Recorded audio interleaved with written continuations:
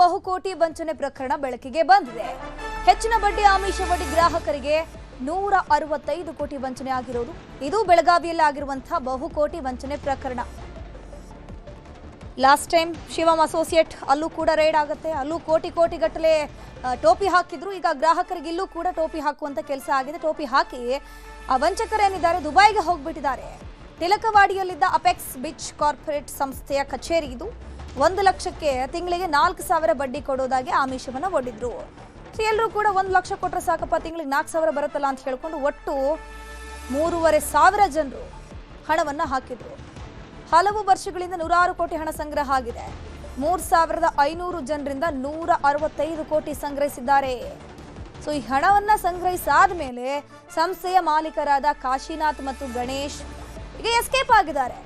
ಎಲ್ಲಿ ಹೋಗಿದ್ದಾರೆ ಅಂತ ಕೇಳಿದ್ರೆ ದುಬೈನಲ್ಲಿದ್ದಾರಂತೆ. ಕಾಶಿನಾಥ್ ಹಾಗೂ ಗಣೇಶ್ ವಿರುದ್ಧ ಆರೋಪ ಕೇಳಿ ಬರ್ತಾ ಇದೆ. ಅಪೆಕ್ಸ್ ಬೀಚ್ ಕಾರ್ಪ್ ಕಚೇರಿಗೆ ಬೀಗ ಹಾಕಿದ್ದಾರೆ ವಂಚಕರು. ಅದಾದ್ಮೇಲೆ ಎಸ್ಕೇಪ್ ಆಗಿದ್ದಾರೆ. ಹೂಡಿಕೆ ಮಾಡಿದ ಜನಕ್ಕ ಸಂಪರ್ಕಕ್ಕೂ ಕೂಡ ಸಿಗದೆ ಸಂಸ್ಥೆಯ ಮಾಲೀಕರು ಎಸ್ಕೇಪ್ ಆಗಿರೋದು. ಬೆಳಗಾವಿಯ ಡಿಸಿ ಮೊಹಮ್ಮದ್ ರೋಷನ್ಗೆ ಜನರು ದೂರನ್ನ ಸಲ್ಲಿಸಿದ್ದಾರೆ. ದೂರನ್ನ ದಾಖಲಿಸಿಕೊಂಡು ತನಿಖೆ ನಡೆಸುವಂತೆ ನಗರ ಪೊಲೀಸ್ ಆಯುಕ್ತರಿಗೆ ಡಿಸಿ ಸೂಚನೆಯನ್ನ ಕೊಟ್ಟಿದ್ದಾರೆ.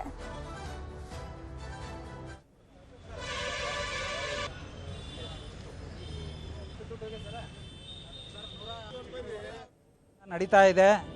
ಇಲ್ಲಿ ಸಣ್ಣ ರೈತರಿಂದ ಹಿಡಿದು ಕೂಲಿ ನಾಲಿ ಮಾಡ್ಕೊಂಡರಿಂದ ಹಿಡಿದು ಆಮೇಲೆ ಈ ಎಕ್ಸ್ ಆರ್ಮಿ ಏನಿದೆ ಇಂಡಿಯನ್ ಆರ್ಮಿ ಅಲ್ಲಿಂದ ರಿಟೈರ್ಡ್ ಆಗಿರೋರು, ಈಗವನ್ನ ವರ್ಕ್ ಮಾಡ್ತಾ ಇರೋರು, ಆಮೇಲೆ ಕೆಲವು ಸರ್ಕಾರಿ ಕೆಲಸದಲ್ಲಿರೋರು, ಗೌರ್ಮೆಂಟು ಸೆಂಟ್ರಲ್ ಗೌರ್ಮೆಂಟ್ ಅಲ್ಲಿರೋ ಎಜುಕೇಟೆಡ್ ಪೀಪಲ್ಲು ಎಲ್ಲರೂ ಸೇರಿ ಇದಕ್ಕೆ ಇನ್ವೆಸ್ಟ್ಮೆಂಟ್ ಮಾಡಿದ್ದಾರೆ.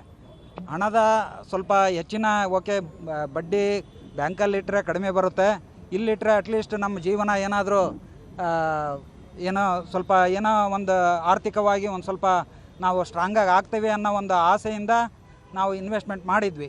ಈಗ ಅದು ಈಗ ಹೆಚ್ಚು ಜಾಸ್ತಿ ಕಲೆಕ್ಟ್ ಆಗಿದ್ದು ಇತ್ತೀಚಿನ ಒಂದು 4-5 ತಿಂಗಳಲ್ಲಿ. ಸೊ ಹಂಗಾಗಿ ಅದು ಜಾಸ್ತಿ ಆಗ್ತಿದ್ದಂಗೆ ಅವರು ಒಂಥರ ಮಿಸ್ಲೀಡಿಂಗ್ ಏನೋ ಮಾಡಿಬಿಟ್ಟು ಅದನ್ನು ಮಿಸ್ಯೂಸ್ ಮಾಡ್ಕೊಂಡಿದ್ದಾರೆ ಅನ್ನೋ ನಮ್ಮ ಗಮನಕ್ಕೆ ಬಂದಿದೆ. ಕಳೆದ 3 ವರ್ಷದಿಂದ ಅಪೆಕ್ಸ್ ಕಂಪ್ನಿ ಅವರು ನಡೆಸ್ತಿದ್ರು. 4% ಇಂಟ್ರೆಸ್ಟ್ ಹಾಕ್ತಿದ್ರು 1 ಲಕ್ಷಕ್ಕೆ. ಕಮ್ಸೆ ಕಮ್ 3,500 ಜನ ಅವರಲ್ಲಿ ಇನ್ವೆಸ್ಟ್ಮೆಂಟ್ ಮಾಡ್ಯಾರ. ಈಗ 2 ತಿಂಗಳ ಹಿಂದರಿಂದ ಅವರು ಆಫೀಸು ಬಂದ್ ಮಾಡಿ ಈ ಶಿವಮದ್ದೇನ ಅಟ್ಯಾಕ್ ಆದ್ಲ, ಆದಿತ್ಯ ರಾಜ್ ಮೇಲೆ ಏನು ಅಟ್ಯಾಕ್ ಆದ್ಲ, ಇವ್ರ ಮೇಲೆ ಏನು ಅಟ್ಯಾಕ್ ಆಗಿಲ್ಲ, ಏನಿಲ್ಲ. ಇವ್ರು ತಮ್ಮ ಆಫೀಸ್ ಬಂದ್ ಮಾಡಿ ಒಬ್ಬ ದುಬೈದಾಗ ಹೋಗಿ ಕೂತಿದ್ದಾನೆ, ಒಬ್ಬ ಪುಣಾದಾಗ ಹೋಗಿ ಕೂತಿದ್ದಾನೆ. ಯಾರಿಗೂ ಏನು ರೆಸ್ಪಾನ್ಸ್ ಕೊಡೋರು ಇನ್ವೆಸ್ಟ್ಮೆಂಟ್ ಮಾಡಿದವರಿಗೆ. ಮತ್ತು ಯಾರ್ದು ಏನು ಫೋನ್ ಖಾಲಿ ಹತ್ತುವರ ಅವ್ರು ಫೋನ್ ಸ್ವಿಚ್ ಆಫ್ ಮಾಡ್ಕೊಂಡು ಅವ್ರು ದುಬೈದಾಗ ಕೂತಿದ್ದಾನೆ, ಒಬ್ಬ ಪುಣಾದಾಗ ಕೂತಾನೆ. ಇದ್ರ ಬಗ್ಗೆ ಹೆಚ್ಚಿನ ಮಾಹಿತಿ ನೀಡ್ತಾ ಹೋಗ್ತಾರೆ ನಮ್ಮ ಪ್ರತಿನಿಧಿ ಚಂದ್ರಕಾಂತ್ ಸುಗಂಧಿ. ದೂರವಾಣಿ ಸಂಪರ್ಕದಲ್ಲಿ ಜಾಯಿನ್ ಆಗಿದ್ರೆ. ಚಂದ್ರಕಾಂತ್ ಸುಗಂಧಿ, ಈ ಒಂದು ಸಂಸ್ಥೆ ಎಷ್ಟು ವರ್ಷದಿಂದ ನಡೀತಾ ಇತ್ತು, ಎಷ್ಟು ವರ್ಷದಿಂದ ಹೂಡಿಕೆ ಆಗ್ತಿತ್ತು, ಈಗ ಹೂಡಿಕೆ ಆಗಿರುವಂತಹ ಹಣ ಯಾರ ಕೈಯಲ್ಲಿದೆ, ಅವರು ಎಲ್ಲೆಲ್ಲಿದ್ದಾರೆ, ಈಗ ಪೊಲೀಸರನ್ನ ಟ್ರ್ಯಾಕ್ ಮಾಡುವಂತಹ ಕೆಲಸ ನಡೀತಾ ಇದೆಯಾ, ಹೇಗೆ?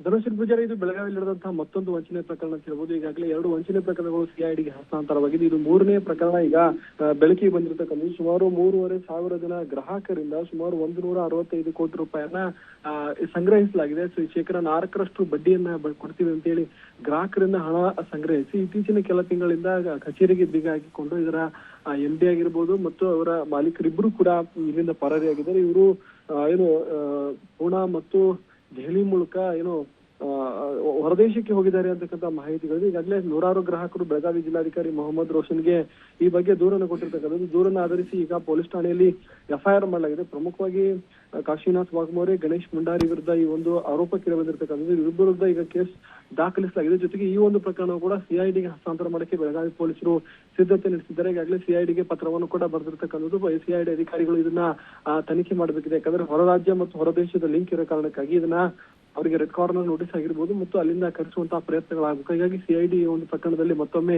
ಎಂಟ್ರಿ ಆಗುವಂತಹ ಸಾಧ್ಯತೆ ಇದೆ. 165 ಕೋಟಿ ರೂಪಾಯಿಯನ್ನು ಸಂಗ್ರಹ ಆಗಿದೆ. ಸಂಗ್ರಹವಾದ ಬಳಿಕ ಇತ್ತೀಚೆಗೆ ಕೆಲ ಗ್ರಾಹಕರು ಹೋದಾಗ ಕಚೇರಿ ಬೀಗ ಹಾಕಿರುತ್ತೆ. ಬೀಗ ಹಾಕಿದಾಗ ಇವ್ರು ಎಲ್ಲಿ ಹೋಗಿದ್ದಾರೆ ಅಂತ ಕೇಳಿ ಆತಂಕ ಶುರು ಆಗುತ್ತೆ. ಬಳಿಕ ಏನು ಅಂತಂದ್ರೆ ಇವರು ಶಿವಮ್ ಮತ್ತು ಈ ಹಿಂದಿನ ಘಟನೆಗಳನ್ನ ಅದನ್ನ ಇಟ್ಕೊಂಡು ಇವರು ಪರಾರಿಯಾಗಿದ್ದಾರೆ ಅಂತಕ್ಕಂಥದ್ದು ಈಗ ಮೇಲ್ನೋಟಕ್ಕೆ ಗೊತ್ತಾಗಿರ್ತಕ್ಕಂಥದ್ದು. ಈಗ FIR ದಾಖಲಿಸಿ ಇವರು ಪತ್ತೆಗೆ ಪೊಲೀಸರು ಮುಂದಾಗಿದ್ದಾರೆ. ಥ್ಯಾಂಕ್ ಯು ಚಂದ್ರಕಾಂತ್ ಸುಗಂಧಿ ತಮ್ಮೆಲ್ಲ ಮಾಹಿತಿಗಾಗಿ.